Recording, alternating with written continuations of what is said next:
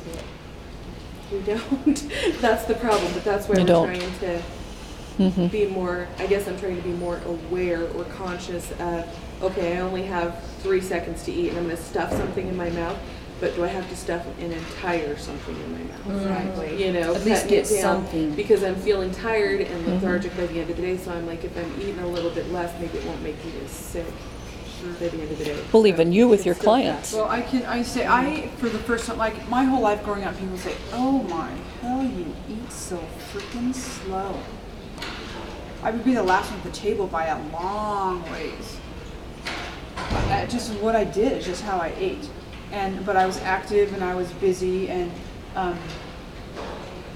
then I started working a couple years ago, like full-time working, and got to have a new perspective on, oh my gosh, I'm hungry. I come to work at 4 o'clock in the morning, and by 8 o'clock my day's half over and I'm starving. And so I just started saying to my clients, do you care if I eat my carrots or my apples while I'm training you?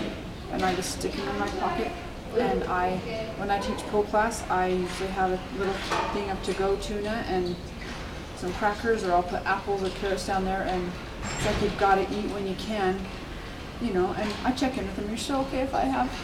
But I have a new respect for that, having had that myself, and a new respect for eating slow, because I kind of started doing the same thing. It's like, this is one of those things, a perspective thing. I know that I'm small, but this is not the body that I usually run around in.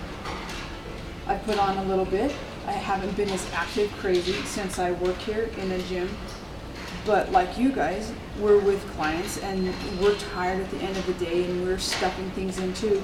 So I've had an opportunity to go, oh, okay, new perspective, and look at some of those things and have a new level of empathy for people and respect, really, about where we're all at in those situations, and be able to then say, okay, so what are some things that I can do to help people find solutions to those issues, and problem solve, find ways to get around that, because more than likely it's not going to change. Clients are always going to be there.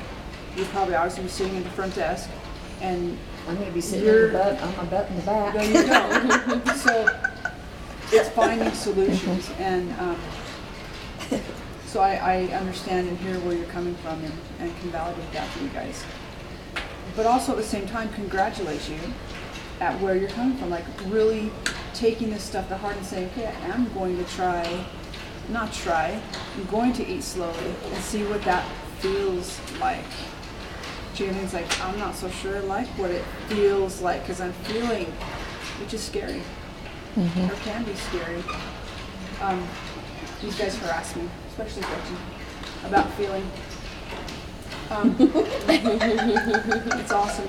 Seriously. Feeling. I prefer to shove it deep inside and just hide them. If I ignore them long enough, they'll go away.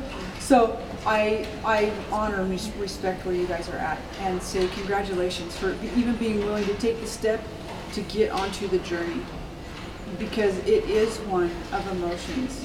And so that's what I'm excited to talk to you about today, is we all have a story. I know you guys have done the why worksheet, and we're going to get to that. Any questions that you want to ask me before we get going about me, or any other just questions before we move on? Just heard wonderful things about you. I'm excited. I'm looking forward I to treat tonight. people well.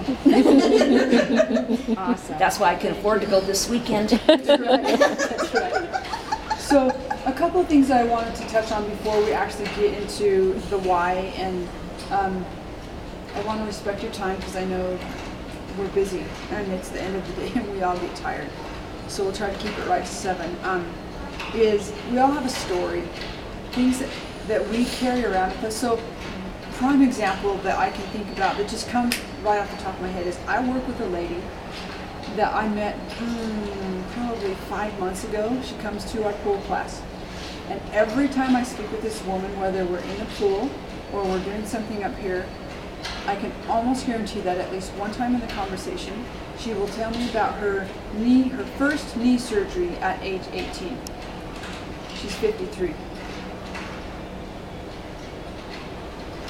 She's been carrying around the story of her first knee surgery. I'm letting it be an excuse for her of why she doesn't do things or why she can't do things or why she is the way she is. Her first knee surgery. She's had other things since then, but that's the one thing that always comes up. 1853, how many years is that? A lot. So one of the things is you start going through these principles and looking at the whys and why we do that is because we like to stay on the surface a lot of times. It's really easy just to go through life and go through the motions and just do the day-to-day grind and get our work done and just kind of talk at people and not to people or with people or even be with ourselves, because it is scary to jump in and go, ooh, oh my gosh, I have feelings and I really don't want to feel that, so I'm just going to stay right here. Which is why we ask why and other questions, is to get underneath the surface and to find out what the real motives are, what those things are that are driving us that we don't even realize are driving us. And a lot of those things are subconscious and they feel scary because they've had consequences back here for us, and we have this clean slate out in front of us. But what we do is we go, oh, I can't do that because I can't lose weight, or I can't do because back here at age 18, and we take that and we splash it on this beautiful screen before us, and we create horror. More than likely, it's horror. We don't a lot of times create beautiful things for ourselves until we learn how. And there is hope, and we can learn how. We can take that slate and paint beautiful things. But we carry around these stories. So as you go through this process, I want you to think about the story that you tell people. Like, I don't know if you have ever noticed when you're with your friends or family, how often, women especially, women are awesome at this, and they'll be like, oh, lunchtime, blah, blah, blah, and I have 18 pounds that I want to do, and I'm this, and I'm that, and they talk about all of their, why they can't do things, or why they can't become something, or they're 85 pounds, or they're 15 pounds, or they're, listen to people, like, how they present themselves in their groups, and it's like this whole, it's like the only way they know how to relate to each other. It's kind of sick. No, it's really sick, let's be honest. But it's what they know. It's what they know how to do until they know how to do something different. So when you're out with people, notice, what am I saying to people? When they say, hey Jessica, how are you? I always say fantastic. Oh, see, high fives. It's got to be better than good. Yes, Good is because right what is here. good? Good is good, but I want to be fantastic or super or phenomenal. I want to Yeah. be better than good. And what do people do when you say, oh man, I'm fantastic? They're like, Yeah, they freak out. what? You didn't say good.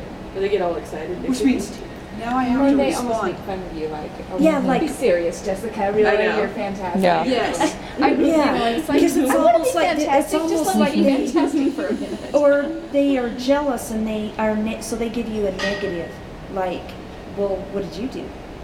Or, well, I'm here, or, and it's like, Yes. And so we just put on our little super show and we just let ourselves be fantastic. So way to go. But pay attention to the stories that you talk about with the people that you're with. And notice how they affect you. Are they affecting you in a positive fashion that will